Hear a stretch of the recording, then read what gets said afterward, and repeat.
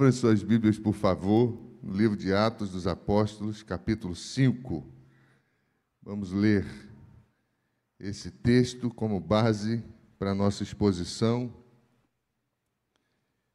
Eu quero falar sobre o valor que preserva a igreja. Atos, capítulo 5. Nós vamos ler até o verso de número 11.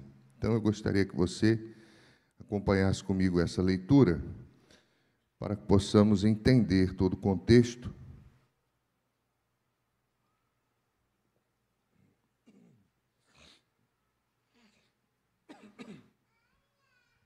Diz assim, meus irmãos: entretanto, certo homem chamado Ananias, com sua mulher, Safira, vendeu uma propriedade, mas reteve uma parte do dinheiro. E Safira estava ciente disso. Levando o restante, depositou aos pés dos apóstolos. Então Pedro disse: Ananias, por que você permitiu que Satanás enchesse o teu coração, para que você mentisse ao Espírito Santo, retendo parte do valor do campo? Não é verdade que, conservando a propriedade, seria sua? E, depois de vendida, o dinheiro não estaria em seu poder? Por que você decidiu fazer uma coisa dessas? Você não mentiu para os homens, mas para Deus. Ouvindo estas palavras, Ananias caiu morto, e sobreveio grande temor a todos os que souberam do que tinha acontecido. Levantando-se os moços, cobriram o corpo de Ananias, e levando-o para fora, o sepultaram. Quase 3 horas depois, entrou a mulher de Ananias, sem saber o que tinha acontecido, e então Pedro, dirigindo-se a ela, perguntou: diga-me, foi por este valor que vocês venderam aquela terra? Ela respondeu: sim, foi por esse valor. Então Pedro disse: por que vocês entraram em acordo para tentar o Espírito do Senhor? Eis aí à porta os pés dos que sepultaram o seu marido, e eles levarão você também. No mesmo instante, ela caiu aos pés de Pedro e morreu. Entrando os moços, viram que ela estava morta e, levando-a, sepultaram-na ao lado do marido. E sobreveio grande temor a toda a igreja e a todos aqueles que ouviram falar desses acontecimentos. Até aí. Nós temos, meus irmãos, uma história muito interessante, em um momento muito especial na vida da igreja.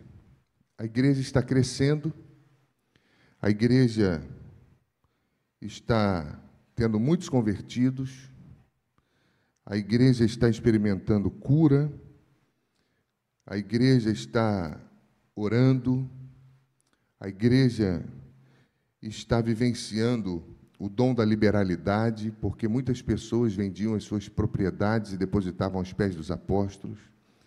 A Bíblia diz que não havia necessitado ali. Tamanha era o comprometimento que as pessoas tinham umas com as outras e com o reino de Deus.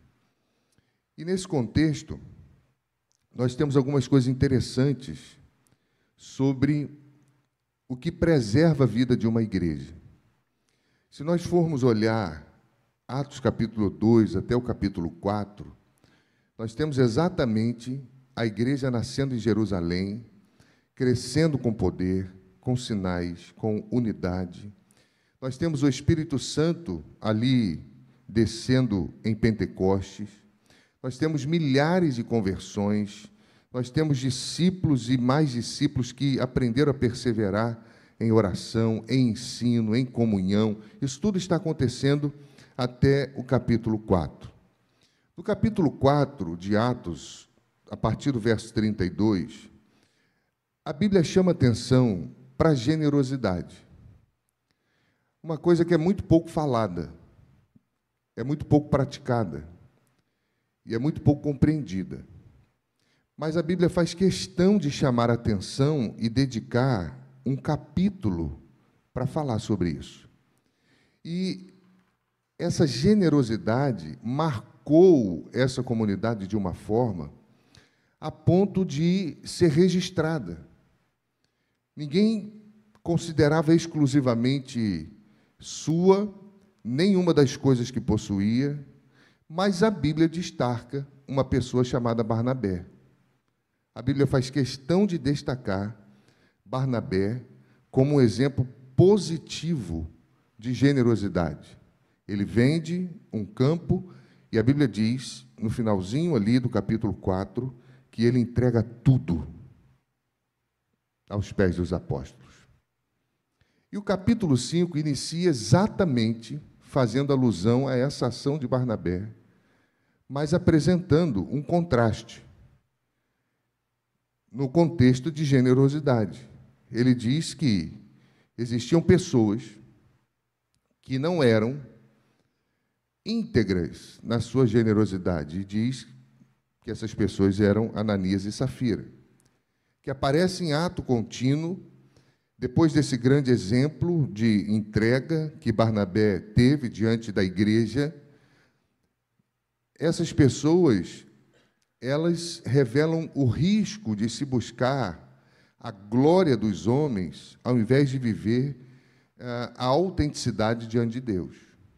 Alguns vão dizer que eles viram como aquilo foi marcante na vida das pessoas e como trouxe sobre Barnabé algum tipo de movimento, que eles desejaram também, possivelmente, esse olhar das pessoas. Só que eles não fizeram a mesma coisa. Eles também venderam, mas negociaram entre si, dar uma parte somente, mas dizendo que estavam dando tudo. E, imediatamente, o Espírito Santo revela isso a Pedro, e Pedro confronta diretamente, e diz: por que vocês estão mentindo ao Espírito Santo? E a Bíblia é muito forte, porque diz: por conta dessa mentira eles morrem. E, meus irmãos, na visão geral desse capítulo, apesar de todo episódio de juízo, você vai perceber que os apóstolos continuam operando milagres, sinais, maravilhas, e a igreja continua crescendo mais e mais, e a Bíblia diz que a multidão dos crentes continua avançando, ou seja, a perseguição da igreja intensifica. Aquele caso isolado não muda em nada a vida da igreja, mas muda a vida de Ananias e Safira. O contexto é muito claro nesse sentido. Em ato contínuo, o sinédrio vai prender os apóstolos. Você conhece a história. O anjo vai lá, liberta eles. Gamaliel intervém, e nessa intervenção ele aconselha que eles tivessem cautela. E esse contexto vai mostrar que a igreja enfrentava desafios tantos internos, que nós conhecemos como hipocrisia, quanto desafios externos, que nós conhecemos como perseguição.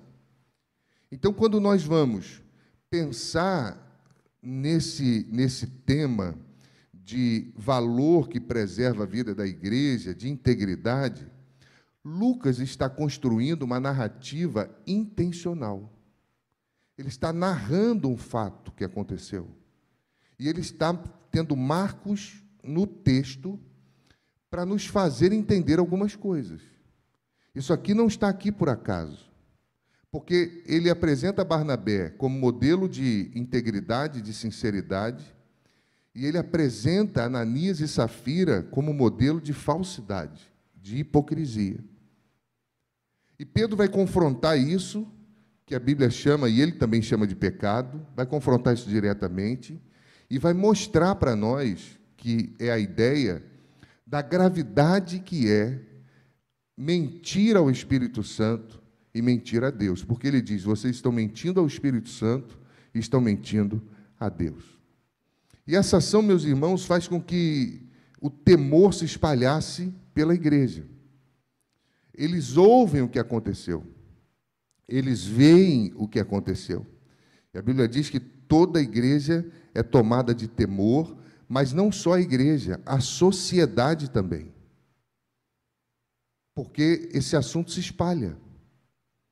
E eles ficam apavorados com a forma que Deus trata as coisas com seriedade. Então, quando eu olho para esse texto, eu fico pensando que é de fato um marco. É um episódio que se torna um marco de santidade e de disciplina espiritual que tem tudo a ver com a nossa vida. Porque nós estamos diante desse caminho, dessas escolhas, o tempo todo. Nós estamos diante de viver em sinceridade diante de Deus, de buscar o olhar de Deus, a glória de Deus, ou de buscarmos o olhar dos homens, o aplauso humano. E isso é muito perigoso, porque esse episódio de Ananias e Safira acontece no auge da comunhão da igreja, no auge da generosidade da igreja. E nem tudo, meu irmão, que acontece em momentos de festa, de crescimento, é aprovado por Deus. Nem tudo que acontece em momentos de regozijo, em momentos de transbordar, de crescimento, é aprovado de Deus se não for fruto de um coração sincero e de verdade. Porque vem após um exemplo positivo de Barnabé e antes da intensificação da perseguição. Então, se nós formos olhar e tentar examinar esse texto com tranquilidade, nós vamos ver que ele começa falando sobre esse contraste entre verdade e mentira. E ele deixa muito claro isso, meu irmão, para nós. Depois ele continua e ele vai falar sobre o confronto que Pedro faz, e ele vai, de fato, dizer que, ao reter aquilo que é de Deus, eles estão mentindo, e a consequência imediata é a morte. Em um intervalo de 3 horas, Safira entra, ela não sabia que o esposo havia morrido, e Pedro pergunta para ela se eles tinham vendido pelo mesmo preço, e ela confirma. E Pedro diz: o que aconteceu com ele vai acontecer com você também, e ela morre também. Então, ele está narrando um acontecimento, meu irmão, muito, muito triste, mas que é uma realidade humana, muitas vezes vivenciada pelo coração que é tomado pelas riquezas desse mundo. Depois ele continua falando sobre o impacto disso sobre a igreja. Qual é o impacto? Temor. As pessoas que ouvem isso temem a Deus, isso vai purificar toda a comunidade, vai trazer santidade, não é? E vai reforçar o que nós conhecemos como identidade da igreja, que é ser um povo santo diante de Deus. Por isso, a igreja de Cristo, ela deve ser marcada pela verdade, ela não pode ser marcada pela aparência. A igreja de Cristo, ela não vive de aparência, ela vive de verdade. A igreja de Cristo, ela precisa lutar em favor da verdade, custe o que custar. Alguns anos atrás, alguns bons anos atrás, uma irmã me procurou e disse: pastor, preciso de ajuda. Eu disse: o que eu posso ajudar? Ela falou assim: eu estou devendo muito, e eu não posso nem pensar em contar para o meu marido. Falei: por que não? Porque já é a 3ª vez que eu faço a mesma coisa. E eu nem imagino o que ele vai fazer comigo. Na primeira ele pagou, na segunda ele pagou, só que agora é uma dívida que eu não consigo nem pensar. Eu comecei a conversar com ela sobre verdade, sobre a relação dela com o esposo, que deve ser uma relação de amizade e que ninguém amava mais do que o seu esposo. Ninguém queria mais o seu bem do que o seu esposo, e que a verdade deve ser dita sempre. E depois de uma longa conversa, ela com muito medo, e as dívidas eram realmente altas, porque ela tinha um problema de compulsão, e ela comprava deliberadamente. Ela saiu dali dizendo que ia ver o que ia fazer, e foi embora. Depois ela volta e diz: pastor, falei com meu marido. Eu falei: e aí, o que aconteceu? Ele ficou muito bravo, mas ele me abraçou e disse que ia me ajudar, porque me amava, e eu entendi que eu precisava de ajuda, além de alguém que pagasse as minhas contas. Eu precisava de um tratamento médico, que ele já vinha falando comigo há muito tempo, e eu sempre rejeitava. Ela agiu com verdade, mesmo diante de um momento delicadíssimo, e a verdade fez com que tudo aquilo que era impossível aos olhos dela fosse encaminhado para uma solução. Meus irmãos, nós somos tentados o tempo todo a fantasiar. Somos tentados o tempo todo a buscar o olhar dos homens. O tempo todo a viver marcados pela aparência. Mas, na verdade, a vida cristã, ou ela é vivida de verdade, ou ela não é vida cristã. Porque Deus sempre agiu com firmeza para preservar a aliança. Quando Pedro se manifesta de forma em ato contínuo, o Espírito Santo revela e ele confronta. A Bíblia também está falando que Deus não permite que isso seja algo normal na vida da igreja. É necessário que haja confronto. Mas, pastor, como assim? É só você olhar para a história bíblica, para a história geral da Bíblia. Você for ler Levítico, capítulo 10, nós temos a história de Nadab e Abiú, que estavam apresentando fogo estranho diante do Senhor. Os filhos do sacerdote Arão estavam tentando servir a Deus de forma indevida, ofereciam fogo estranho, ou seja, um culto que não foi ordenado por Deus. E a Bíblia diz que Deus o julgou imediatamente. Diz o texto: os filhos de Arão, Nadab e Abiú, pegaram cada um o seu incensário, puseram fogo neles, e nesse fogo colocaram incenso e trouxeram fogo estranho diante do Senhor, e que ele não lhes havia ordenado. Então saiu fogo diante do Senhor e os consumiu, e morreram diante do Senhor. Moisés disse a Arão: isso é o que o Senhor falou, dizendo: serei santificado naqueles que se chegam a mim, e serei glorificado diante de todo o povo. E Arão, porém, se calou. Meus irmãos, a santidade de Deus nunca permitirá uma adoração irreverente, nunca permitirá manipulação da sua presença. A Bíblia diz que Deus não se deixa escarnecer. Tudo que o homem semear, ele vai colher, porque Deus sabe de todas as coisas. E se nós continuarmos olhando a grande história da Bíblia, nós vamos chegar em Uzá, segundo Samuel capítulo 6, que teve irreverência diante da arca, quando eles estavam levando a arca de volta para Jerusalém, de forma equivocada, em um carro de boi. Aquilo fez balançar, a arca ia cair, ele estendeu a mão para segurar e ninguém podia tocar. E ele morreu. Porque Deus não se permite escarnecer. Ele quis ajudar, ele quis proteger a arca, mas do jeito dele. Mesmo bem intencionado, ele tratou levianamente a santidade de Deus. E Deus não compactua com isso. Nós temos mais exemplos. Acã, Josué capítulo 7. A mentira e o roubo no meio de toda a comunidade. Josué capítulo 7, verso 1 diz assim: mas os filhos de Israel foram infiéis com respeito às coisas condenadas, porque Acã, filho de Carmi, filho de Zabdi, filho de Zerá, da tribo de Judá, pegou algumas coisas condenadas. Então a ira do Senhor se acendeu contra os filhos de Israel.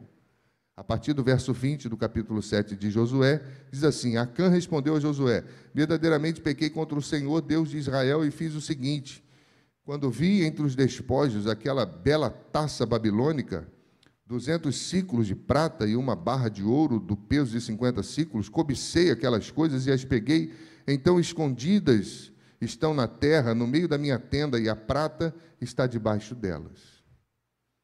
Eles foram para a guerra em Ai, e eles perderam a guerra por causa dele. Deus disse a Josué: vai, porque eu vou entregá-los nas suas mãos. E eles foram e tiveram que fugir, porque apanharam. E Josué vai questionar Deus. E Deus diz a Josué: a culpa não é minha, não, tem pecado no meio do povo. E Josué vai de tenda em tenda, querendo saber o que tinha. E chega na tenda dele e descobre que ele pegou para si coisas imundas que Deus havia dito que ninguém podia tocar. E você conhece a história. Ele também morre. E toda a sua família. Meus irmãos, as coisas de Deus são coisas sérias. E nós precisamos voltar a entender as coisas de Deus assim. Porque Deus havia ordenado que Jericó, os seus bens, fossem totalmente consagrados a Ele. Mas você sabe que Acã esconde, mente, e por causa dessa mentira, o povo é derrotado. O que eu aprendo também? Que o pecado oculto prejudica toda a igreja. O pecado oculto prejudica toda a família. O pecado oculto prejudica toda uma história. E a Bíblia fala sobre isso. Mas, pastor, como assim? É só olharmos para Gênesis. Gênesis capítulo 3, verso 1 ao verso 5, no advento da serpente com a mulher, esse mesmo padrão se repete. A serpente pergunta à mulher: é verdade que Deus disse que vocês não podem comer de nenhuma árvore do jardim? Então a serpente disse à mulher: é certo que vocês não morrerão, porque Deus sabe que no dia que dela comerem, os olhos de vocês vão se abrir e vocês serão como Deus, conhecedores do bem e do mal. Duas mentiras que Satanás disse ali. Primeira, distorção da palavra de Deus. É verdade que Deus disse que vocês não podem comer de nenhuma árvore, quando, na verdade, Deus havia permitido todas, exceto uma.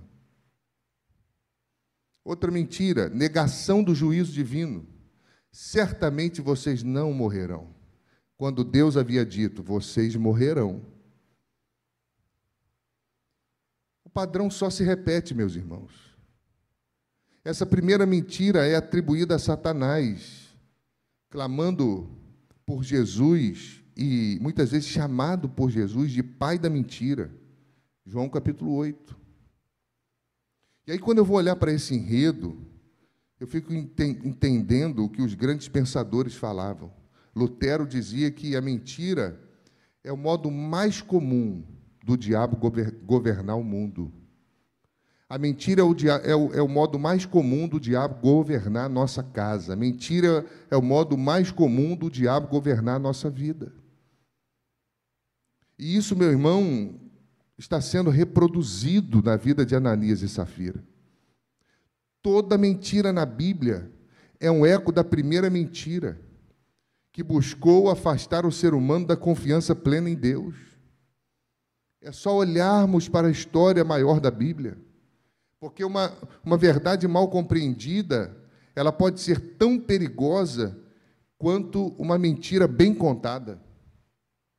E aí, quando eu vou para a própria filosofia, Platão dizia que a mentira nunca vive o bastante para envelhecer.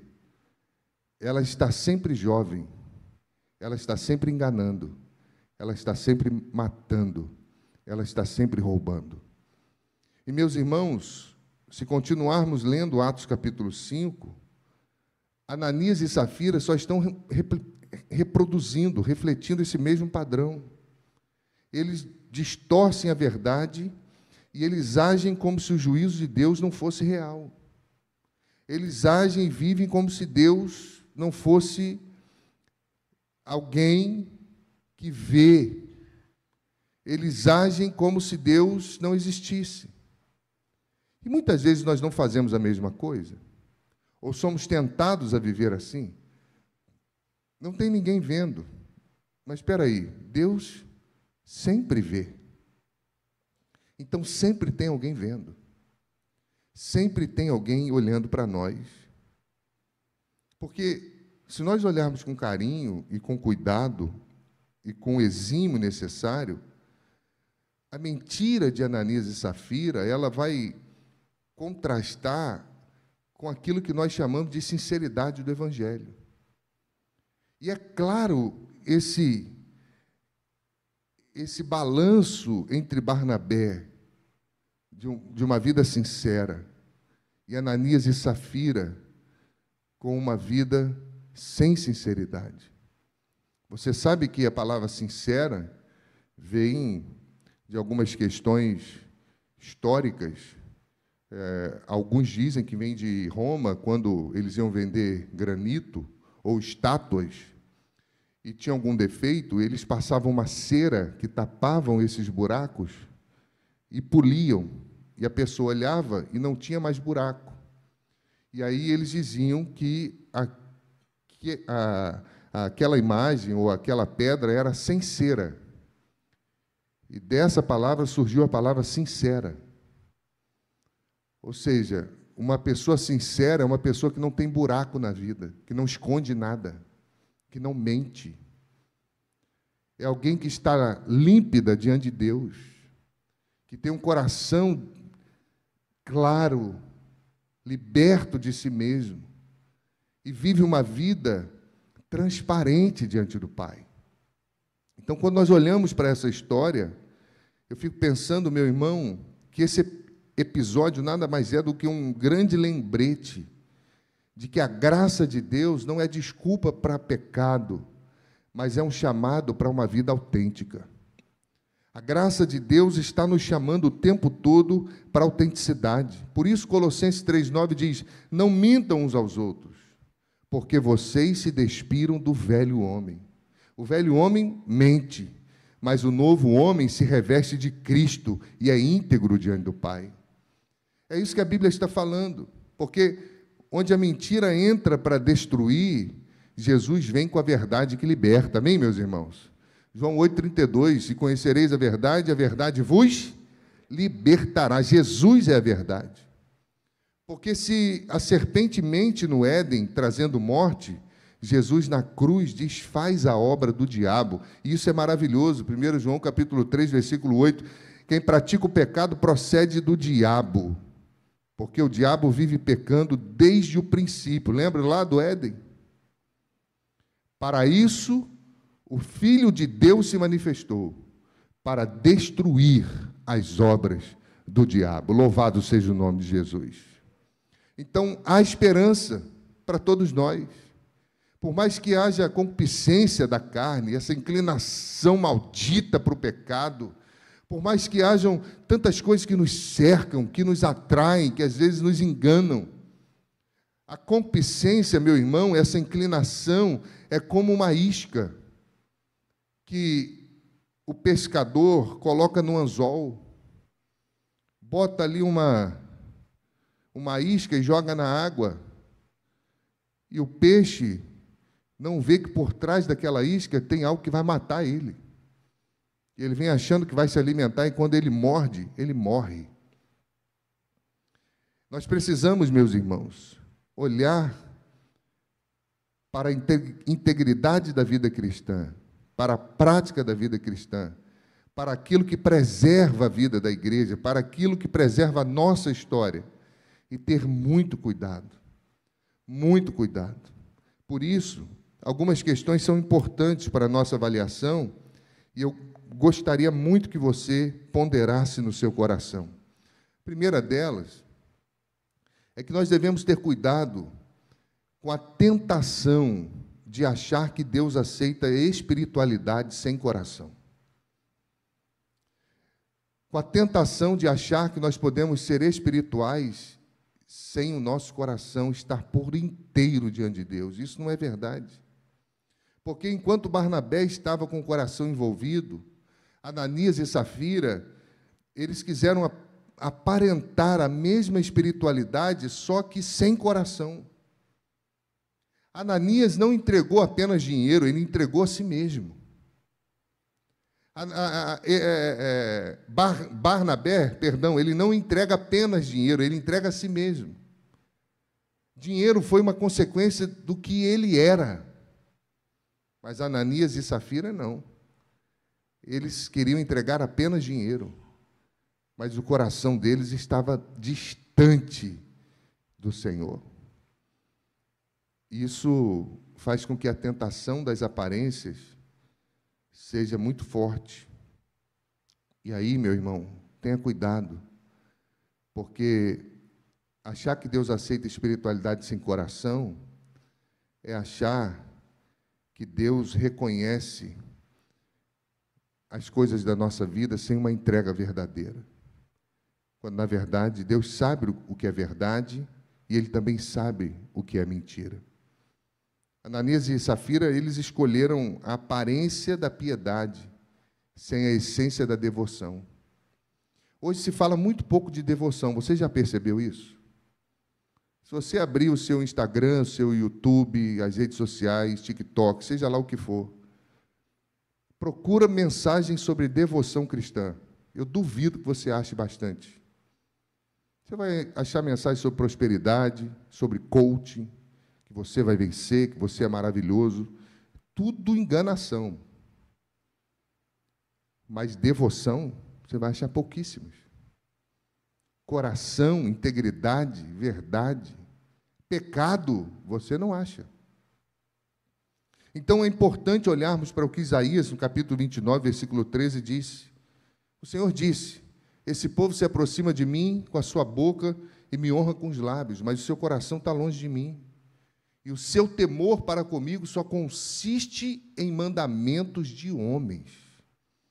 Deus está falando do seu próprio povo. Por quê? Porque Deus vê o coração. Não adianta, meu irmão, tentar enganar Deus. Ele não se impressiona com as nossas aparências. Deus não se impressiona nem um pouco com as nossas aparências. Deus conhece, o negócio dele é com o coração. Por isso, 1 Samuel capítulo 16, ele diz que o Senhor não vê como o homem vê. O homem olha para o que está diante dos olhos, mas o Senhor olha para o coração. Espiritualidade sem coração é hipocrisia. Como é que está o seu coração nas coisas de Deus e para as coisas de Deus? Como é que está o seu coração quando a igreja está em movimento? Você se envolve ou acha que não tem nada a ver com você? Como é que está o seu coração quando a festa, o crescimento, quando as campanhas são feitas, quando o ato de misericórdia está sendo levantado pela igreja? Você só faz o que acha que tem que fazer ou você se envolve de todo o coração? Deus conhece.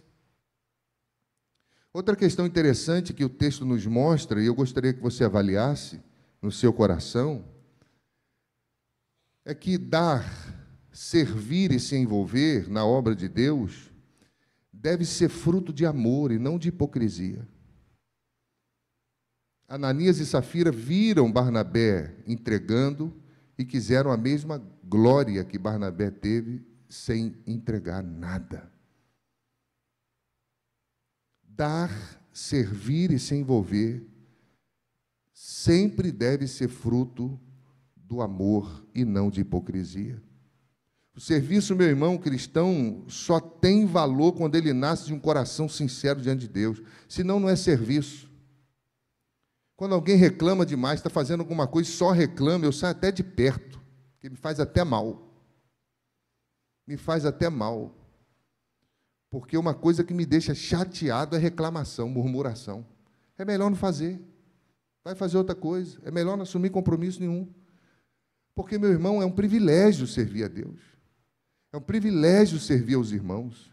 É um privilégio abraçar as pessoas. É um privilégio amar com o amor de Jesus. É um privilégio que o Senhor nos dá. E, às vezes, o Senhor está nos dando o privilégio de servi-lo, e, servindo ao Senhor, nós servimos as pessoas, e nós nos perdemos achando que o nosso serviço é pesado demais. Pesado foi ir para a cruz. pesado foi morrer em seu lugar e em meu lugar. E aí nós vamos achando que dar, servir e se envolver na obra de Deus é pragmática. Eu faço se eu quero. Isso não tem nada a ver com a minha vida, eu escolho o que eu vou fazer. Quem disse que tem que ser assim? Deus conhece o coração. A oferta de Barnabé foi expressão de amor, enquanto a de Ananias e Safira foi marcada pela aparência e pela vaidade. Eu conheci uma senhora que ela era totalmente avessa aos princípios que norteiam o sustento da igreja. Totalmente. E eu cheguei na igreja com pouco tempo, comecei a me inteirar das coisas, e alguém dizia, mas fulana prega contra o dízimo, e diz que isso aqui não é de Deus, aquilo não é de Deus. Eu falei, mas não pode. E um dia eu chamei para uma conversa, para tentar entender o que estava acontecendo. E ela começou a falar, e eu tentei pedir alguns textos, ela não sabia dizer, e eu vi que era mais confusão do que qualquer outra coisa. Não sabia basear aquilo que ela dizia crer, não tinha base de nada. Era fruto dos seus achismos, mas era muito pior. E o que ela fazia? Ela chegava para um grupo e dizia, o que você precisa? Toma. Chegava para o outro e dizia, o que você precisa? Toma. Chegava para o outro, o que você precisa? Toma. E as pessoas diziam, fulana é maravilhosa. Mas a mesma fulana que dizia toma, era a mesma que era contra o trabalho da igreja. As duas coisas não podem coexistir. Ou tudo toma o nosso coração e tudo é bênção para a obra de Deus, ou nada é bênção. Ou nada é bom. Ou nada é de Deus. E, meus irmãos, um dia eu sentei, confrontei, e ela não ficou muito feliz. E ficou pouco tempo. E um dia ela veio e falou, pastor, eu tive um sonho. Eu sonhei que o seu filho estava esborrachando a cabeça numa pedra. Só que ela esqueceu que eu sou psicanalista e eu sei o que significa sonho. Era o desejo do coração dela. Era o desejo maldito daquele coração. Eu falei, a senhora sabe o que é isso? Ela falou assim, não, mas eu orei, Deus livrou. Eu falei, deixa eu explicar à senhora o que a senhora sonhou. E quanto mais eu falava, mais ela abriu os olhos. Levantou, saiu e nunca mais voltou. Porque a nossa vida não pode ser uma vida de aparência.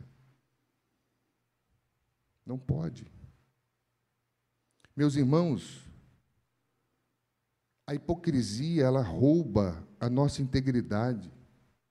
A hipocrisia quebra relacionamento. A hipocrisia gera morte espiritual. A hipocrisia destrói a credibilidade de uma igreja toda. A hipocrisia mata. O que o autor de Atos está dizendo é que, assim como Ananias e Safira morreram por mentirem a Deus e ao Espírito Santo, por terem ações deliberadas, como se Deus não existisse, é que todo aquele que escolhe viver assim morre espiritualmente. Vive como se Deus não visse isso, porque a hipocrisia é algo muito grave, não dá para representar um papel na vida cristã. Você sabe que Jesus condenou isso, em Mateus capítulo 23, versículo 27. Ai de vocês, escribas e fariseus, hipócritas, porque são semelhantes aos sepulcros caiados, que por fora parecem belos, mas por dentro são cheios de ossos mortos e de toda imundície. Jesus confrontou isso. Por isso que Charles Spurgeon, em uma das suas frases célebres, ele diz que a sinceridade é o sal de todas as virtudes. Sem ela, o homem é apenas um hipócrita disfarçado. Sinceridade é a mais bela de todas as virtudes, porque sem ela, o homem é apenas um hipócrita disfarçado. Irmãos, o Senhor sabe quem nós somos. E ai de nós se não for a graça de Deus. Ai de nós se não for a misericórdia de Deus. Deus é perfeito e nós precisamos da graça dele para caminharmos. Porque Deus não espera de nós atos de vaidade. Ele espera de nós uma entrega verdadeira, um serviço em amor, que não seja um espetáculo para os homens, mas que seja uma devoção sincera a Deus. Porque quando isso acontece, nós não reclamamos, nós fazemos. Conta-se que no século IV, durante a perseguição de Diocleciano, o imperador romano mais cruel que existiu contra os cristãos, foi o mais cruel. Mais cruel do que Nero. Nero ficou mais famoso porque mandou incendiar Roma. Mas ele foi muito mais cruel do que Nero. E conta-se que, nessa perseguição, muitos cristãos foram forçados a entregar as suas cópias das Escrituras para serem queimadas. E muitos falsos crentes foram entregando essas cópias para serem queimadas, e esses falsos crentes foram chamados de traditores, que quer dizer traidores. E mais tarde, quando essa perseguição passa, muitos desses que se renderam àquele ato quiseram voltar para a igreja como se nada tivesse acontecido. E aí, anos depois, Santo Agostinho vai escrever sobre esse fato, sobre esse período, e disse que a hipocrisia dos traditores feriu profundamente a credibilidade da igreja diante do mundo. Alguns foram restaurados, outros permaneceram na aparência, e isso gerou divisão na igreja. E essa história, meu irmão, mostra que a hipocrisia não é apenas uma mentira individual. Ela abala a confiança, ela destrói a comunhão da comunidade cristã, assim como em Atos 5, porque Deus não tolera uma fé de fachada. Deus não tolera. Outra questão que também me chama a atenção, e eu quero compartilhar para que você avalie no seu coração, é a identidade da igreja.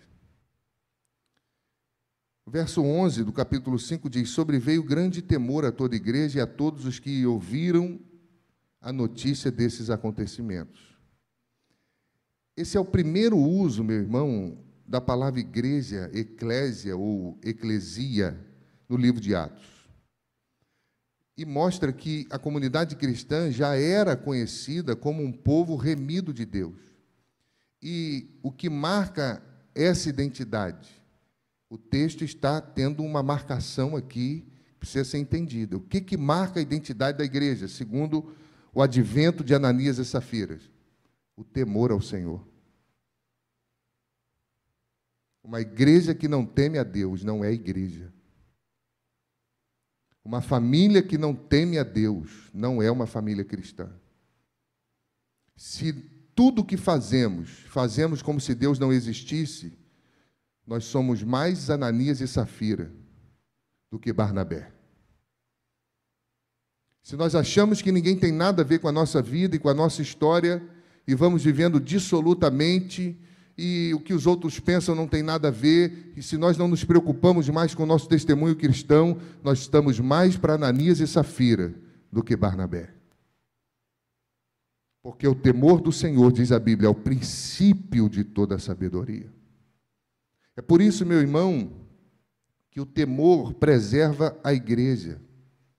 Porque quando há consciência da santidade de Deus, a igreja vive com mais autenticidade, com mais disciplina, com mais zelo. Quando nós tememos a Deus, nós não fazemos tudo o que queremos. Nós não fazemos do jeito que achamos certo, segundo os pressupostos do nosso coração. Nós temos temor a Deus. Nós temos temor à santidade de Deus. Nós temos preocupação em ferir a nossa comunhão com Deus, em nos afastar da sua presença. Nós temos temor de perder a presença de Deus, a graça de Deus, o poder de Deus, a unção de Deus sobre a nossa vida. Isso mexe com o nosso coração. E quando isso acontece, meu irmão, a igreja é preservada. A família é preservada. O ministério é preservado. Os negócios são preservados. E a igreja avança para a glória do Senhor. Sabe por quê? Porque uma igreja que não perde a sua identidade, ela alcança além das suas paredes. Uma igreja que está acostumada a ficar dentro das quatro paredes e acha isso normal, é uma igreja que precisa rever a sua identidade.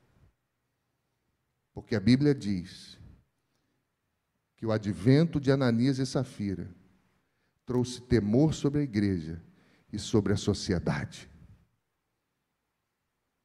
O que aconteceu naquela igreja rompeu, perpassou as paredes daquela comunidade e alcançou a sociedade. O que nós fazemos aqui tem que reverberar para a sociedade. O que Deus faz no nosso meio tem que ser conhecido pela sociedade. Isso só é possível se nós não perdermos a nossa identidade de filhos de Deus, de povo de Deus, do temor a Deus e da santificação. Porque se isso se perde tudo. Não apenas os membros da igreja, mas os de fora também ficaram apavorados com aquilo que aconteceu.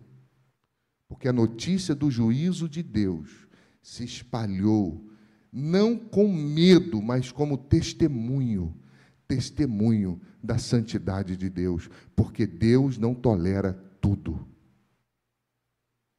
E, meus irmãos, nós vivemos um tempo muito difícil no Brasil. E eu já estou preparando meu coração. Ano que vem tem eleição, né? Vai ser um caos. Vai ser um caos nesse país. E eu espero que esse ano seja diferente da última eleição, na vida dos crentes. Porque a última eleição foi uma vergonha. Crente brigando com crente, família se dividindo, perda de identidade, perda de propósito. Eu já estou desde já preparando o meu coração.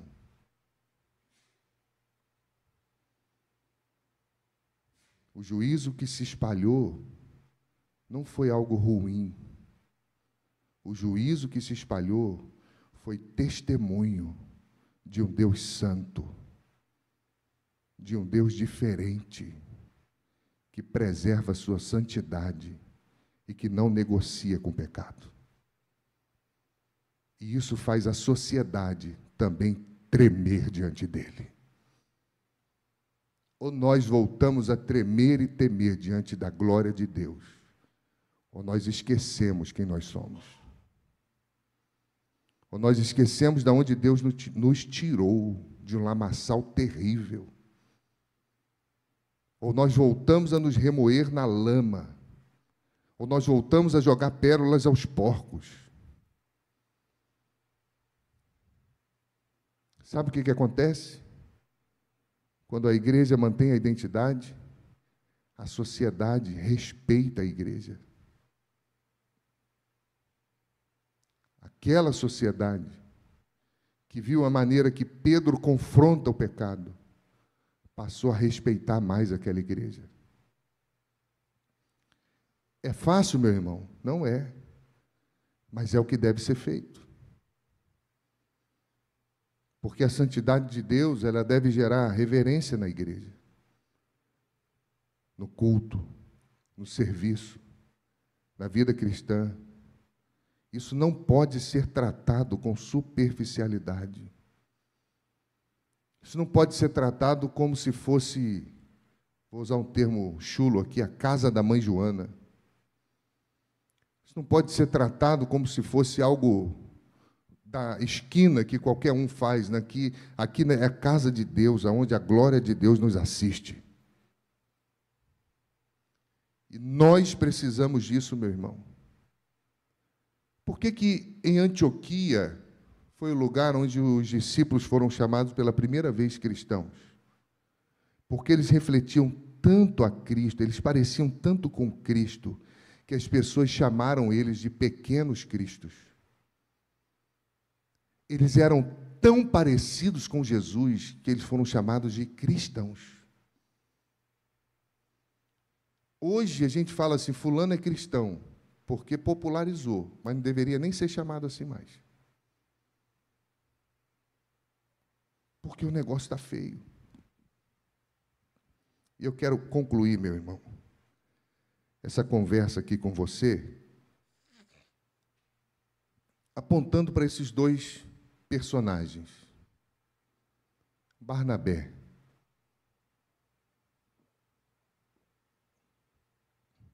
Barnabé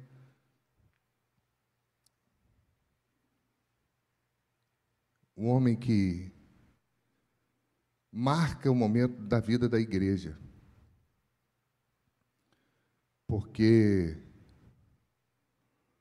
ele vem de uma propriedade, e a Bíblia faz questão de marcar isso aqui. Você já parou para pensar por que a Bíblia fala só de Barnabé? Já parou para pensar nisso? Se está cheio de gente aqui, porque se você for ver o verso 32 do capítulo 4, vai falar que muita gente, não tinha ninguém necessitado, lá no verso 34, porque os que possuíam terras e casas vendiam e traziam os valores correspondentes. Tinha mais gente que fazia isso. Mas por que Lucas faz questão de pontuar Barnabé? Já parou para pensar? Depois ele diz, então, José, a quem os apóstolos chamavam de Barnabé, que quer dizer filho da consolação, levita, natural de Chipre, vendeu um campo que possuía e trouxe o dinheiro e depositou aos pés dos apóstolos. Fiquei pensando, falei, por que Lucas fez questão de falar de Barnabé? E nós cantávamos antigamente, né? Era seu nome, Barnabé, natural de Chipre, também chamado de José da Consolação. E aí a gente precisa voltar a cantar isso, né? A Bíblia. Lucas fez questão de marcar isso aqui, porque ele fez questão de chamar a nossa atenção para o valor da sinceridade diante de Deus. Para o valor. Um homem sincero diante de Deus marca. Marca.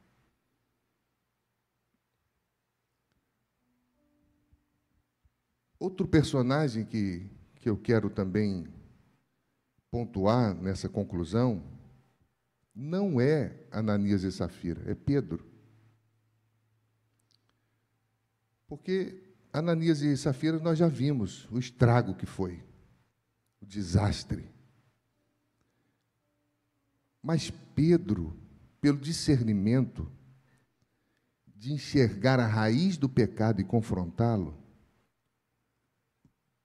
precisa também chamar a nossa atenção. Porque não é à toa que Lucas marca isso também no texto. Parece que ele não deixou Ananias nem respirar. Quando ele chega, Pedro já diz, por que mentiu ao Senhor? Safira nem respirou, chegou depois, por que mentiu ao Senhor? Integridade e temor. Pedro não tolera o que contamina a igreja. Ele confronta. Mas sabe o que eu achei lindo nesse texto? Pedro confronta o pecado, mas ele não é juiz, ele deixa o juízo com Deus. Por que você mentiu ao Senhor? Esse é um grande desafio nosso. Achar que somos juízes, e não somos. Nós somos defensores da verdade, mas o juiz é Deus.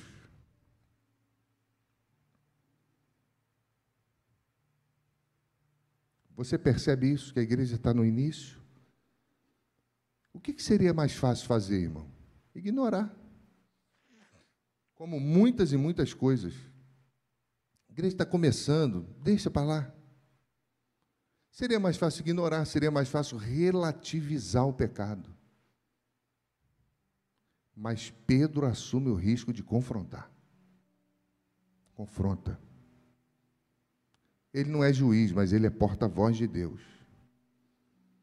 A santidade é preservada diante de tanta hipocrisia. E eu quero concluir dizendo que a igreja de Cristo, ela deve ser marcada pela verdade e não pela aparência. Eu e você. É um desafio para nós. É um desafio para nós diário, irmãos, diário. Porque nós também somos tentados a oferecer aquilo que nos sobra. Somos tentados a viver de aparência. Somos tentados a, muitas e muitas vezes, a não fazer o que deve ser feito, a não confrontar em amor, a não resistir o pecado. Somos tentados a tentar relativizar aquilo que Deus condena. Ainda mais nesse tempo de relativismo, da pós-verdade. E aí, meus irmãos, nós estamos vendo cada vez mais a igreja perdendo a sua identidade. A igreja brasileira perdendo a sua identidade. Em busca, sei lá de quê. Sei lá de quê. Uma vez alguém disse para mim assim: pastor, por que o senhor não faz um culto dos empresários aqui na igreja? Aí eu falei: qual o propósito? Não, eu falei assim: mas tem culto aqui na igreja dos empresários. Ué, não tem não. Eu falei: tem, todo domingo. Dos empresários, dos empregados, dos estudantes, é todo domingo. 10h20 da manhã e 19 horas, tem culto. Não, pastor, um culto especial, mas por que tem que ser um culto especial? Qual o propósito? O culto da igreja reunida não serve? Não serve mais? Tem que ser um culto especial para quê? Para tirar dinheiro deles? Você percebe como que o negócio está esquisito? Se nós não nos contentarmos mais em estarmos juntos como um só povo, remido, comprado pelo sangue de Jesus, em nos abraçarmos como fazemos aqui na nossa igreja, eu acho isso tão bonito, em nos encontrarmos todos os domingos, olharmos e sabermos, eu sei que ali a Sônia e o Juca estão, eu sei que o Fred está sempre aqui, eu sei que ali Carlinhos, a família, eu sei onde todo mundo senta, coisa bonita, Jeane lá atrás, Messias lá, eu sei lá na galeria, Genivan, família, lá em cima, aquela família, eu sei disso tudo. Se isso não nos contenta, nos encontrar, para que nós vamos nos dividir? Para quê? Precisamos de identidade, irmãos. E a nossa identidade é Cristo. É Cristo. E Ele é suficiente em qualquer culto. Então, a minha oração para a minha vida é que o Senhor tenha misericórdia de mim. O Senhor não me permita ser como Ananias e Safira. Entregar aquilo que atrai o olhar dos homens, ou só para atrair o olhar dos homens. Porque eu sei que Deus está vendo aquilo que ninguém vê. Eu sei que Deus contempla o mais profundo do meu coração. Deus sabe até quando eu abro o aplicativo aqui e estou fazendo a minha doação. Deus sabe, você não sabe, mas Deus sabe o quanto que eu estou escrevendo aqui. Ou nós queremos atrair o olhar dos homens, e eles vão dizer: nossa, olha só que santidade. ou nós vamos nos prostrar diante do Deus que nos conhece do jeito que nós somos e ainda nos ama. E ainda nos abraça, ainda nos acolhe, ainda nos salva, ainda nos perdoa. A igreja íntegra é uma igreja que não perde a sua identidade. É uma igreja que serve por amor. É uma igreja que entrega além do dinheiro, entrega o seu próprio coração. Entrega tudo. Porque se não tiver coração, não é tudo. Se não tiver coração, não é tudo. A minha oração é que o Senhor nos livre, irmãos, de perdermos o alvo, o foco, de quem Ele nos chamou para ser. Que o Senhor nos livre de deixarmos de ser igreja para nos tornarmos qualquer coisa, menos aquilo que Ele sonhou para que fôssemos. Kierkegaard tem uma linha de tentar provar Deus. E ele fala que existem peças que são montadas. Se você montar corretamente, no final, você encontra um Deus majestoso, glorioso, Salvador, Criador de todas as coisas, amoroso. Mas se você montar as peças e uma dessas peças estiver errada, a única coisa que você encontra no final é um cachorro com raiva. E tem muita gente achando que Deus é um cachorro bravo. Mas Deus é um Deus amoroso. Talvez as peças precisam ser revistas, para que você conheça o Deus que você serve, o Deus que te ama, o Deus que te salva, o Deus que te ajuda, o Deus que perdoa, o Deus que caminha conosco e nos faz entender que apesar de nós, dos nossos medos, dos nossos conflitos, dos nossos percalços, dos nossos tropeços, da nossa vida, apesar de nós, Ele nos ajuda para que sejamos sinceros e íntegros diante dEle, porque é o que Ele espera dos seus filhos. É a única coisa que Ele espera de nós. Que Deus nos abençoe.